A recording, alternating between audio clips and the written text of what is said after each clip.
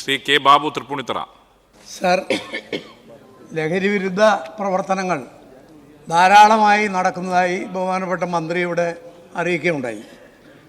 വളരെയേറെ ലഹരി വിരുദ്ധ പ്രവർത്തനങ്ങൾ നടത്തിയിട്ടും നമ്മുടെ ക്യാമ്പസുകളിൽ, സ്കൂളുകളിലും അതുപോലെ വിദ്യാലയങ്ങളിലുമെല്ലാം കലാലയങ്ങളിലും ലഹരിക്ക് അടിമപ്പെടുന്ന കുട്ടികളുടെ എണ്ണം ദൈനംദിനം വർദ്ധിച്ചു വരികയാണ്. കേസുകളും വർദ്ധിക്കുന്നുണ്ട്.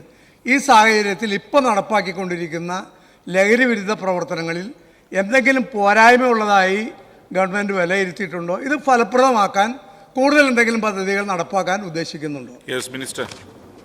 സർ, ഇപ്പോൾ നടപ്പാക്കിക്കൊണ്ടിരിക്കുന്ന ലഹരി വിരുദ്ധ പ്രവർത്തനങ്ങളിൽ പോരായ്മയുള്ളതായിട്ട് സർക്കാർ കാണുന്നില്ല. അത് ഫലപ്രദമാണ് എന്നാണ് കാണുന്നത്. കൂടുതൽ ഫലപ്രദമാക്കുന്നതിന് ഏത് നിർദ്ദേശവും ബഹുമാനപ്പെട്ട അംഗം ഉൾപ്പെടെ ഏതൊരാളും നൽകുന്ന ഏത് നിർദ്ദേശവും സ്വീകരിക്കാൻ സർക്കാരിന് തുറന്ന സമീപനമാണുള്ളത്. നമുക്ക് കൂട്ടായി ചർച്ച ചെയ്ത് ഇതിനെ കൂടുതൽ ഫലപ്രദമാക്കുന്നതിനുള്ള നിർദ്ദേശങ്ങൾ മുന്നോട്ട് വെച്ചാൽ അവ നടപ്പാക്കുന്നതിനെ കുറിച്ച് ആലോചിക്കാം. ഇപ്പോൾ നടപ്പാക്കുന്നതൊക്കെ ഫലപ്രദമാണ്.